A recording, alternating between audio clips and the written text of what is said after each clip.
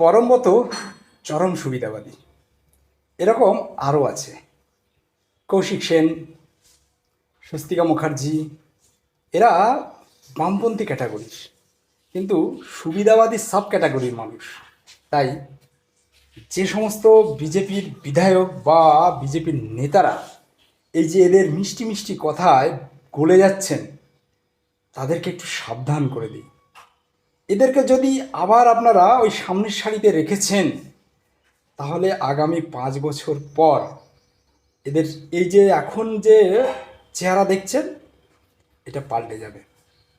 তখন আবার এরা নো ভোট টু বিজেপি করবে। এটুকু কিন্তু আপনারা লিখে রাখতে পারেন, মিলিয়ে নেবেন। তাই বলছি, এদেরকে সেই জায়গাটা আপনারা দেবেন না, রাখুন, অবশ্যই এদের সুযোগ দিন। আমরা কাউকে ভাতে মারতে নারাজ। অবশ্যই তিনি কাজ করবেন তার প্রতিভা অনুযায়ী, কিন্তু কোনোভাবেই যেন সে সামনের সারিতে না আসতে পারে, এই জায়গাটুকু শুধু খেয়াল রাখবেন।